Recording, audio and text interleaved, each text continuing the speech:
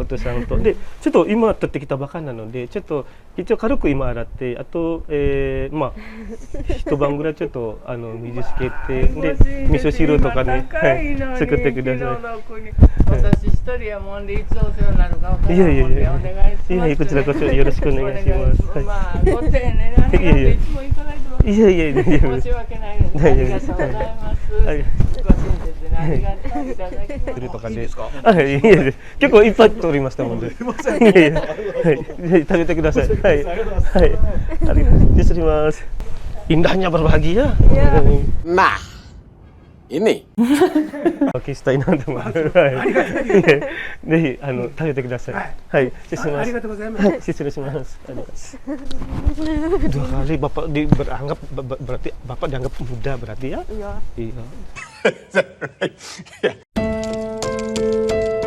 Di antara keramaian yang teratur di tengah kota, dan di lorong-lorong sunyi perumahan Jepang yang bersih dan rapi, hidup berjalan seperti jam. Tepat waktu, tertib, hening. Rumah-rumah berdiri berdampingan, namun pintu-pintu jarang terbuka bagi sesama. Di sana tinggal pasangan, suami asal Lombok Indonesia, dan sang istri asli Jepang. Sudah bertahun-tahun menetap di negeri Sakura tersebut, namun hatinya tetap berakar pada tanah kelahirannya, negeri yang mengajarkannya bahwa hidup bukan hanya tentang bekerja, tapi juga tentang berbagi rasa.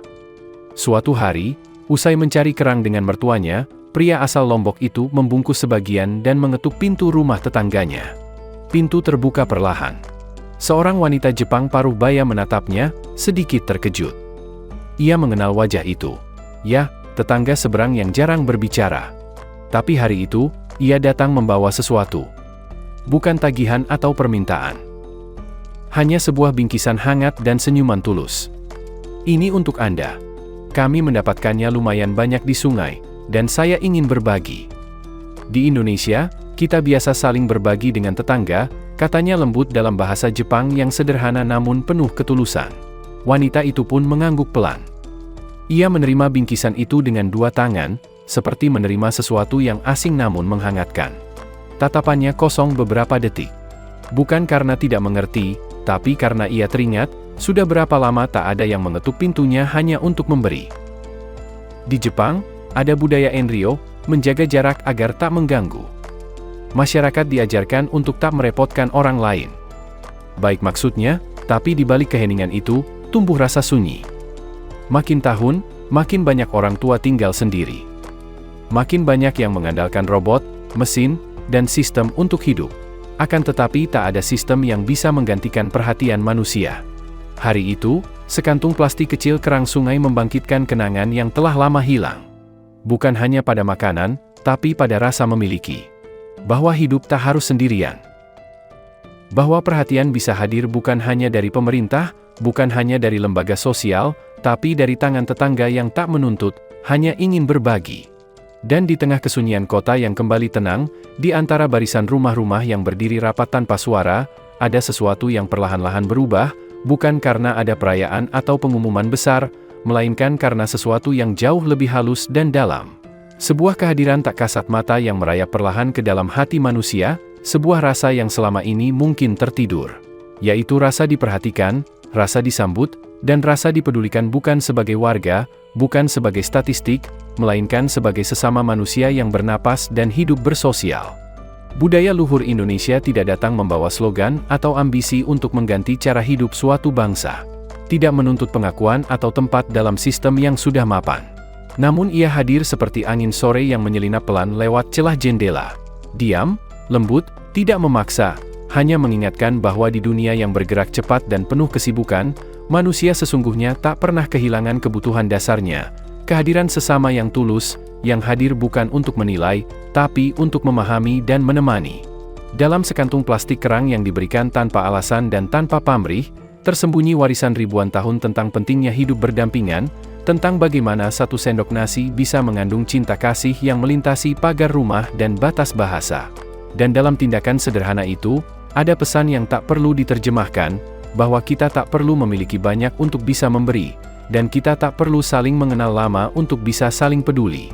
Dan siapa yang bisa menyangka, bahwa nilai-nilai yang selama ini dianggap sederhana, diteladankan oleh para ibu dan ayah yang tak dikenal sejarah, ternyata mampu menyalakan kembali percikan kehangatan di tempat yang selama ini berjalan dalam kesenyapan yang tertib, di mana keteraturan kadang menutupi kebutuhan paling hakiki dari jiwa manusia, untuk merasa bahwa ia tidak sendiri, bahwa keberadaannya dirasakan, dan bahwa ada tangan lain yang terulur, bukan karena kewajiban, melainkan karena cinta yang tak memerlukan alasan.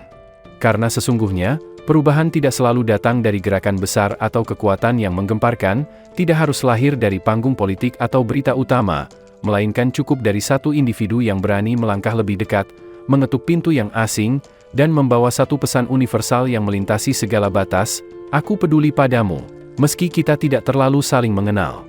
Dan dalam keberanian yang tampak kecil itu, terkandung kekuatan besar dari budaya kita.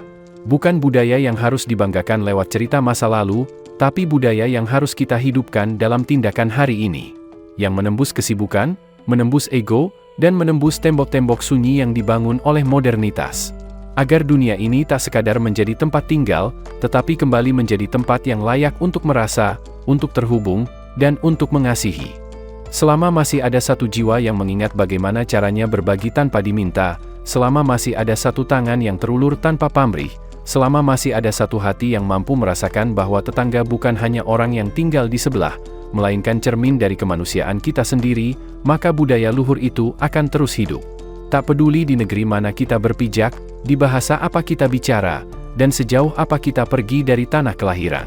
Karena selama manusia masih membutuhkan cinta, selama dunia masih membutuhkan pengingat bahwa kebaikan itu sederhana dan dekat, maka nilai-nilai dari tanah air kita akan selalu menemukan jalannya untuk bertumbuh kembali.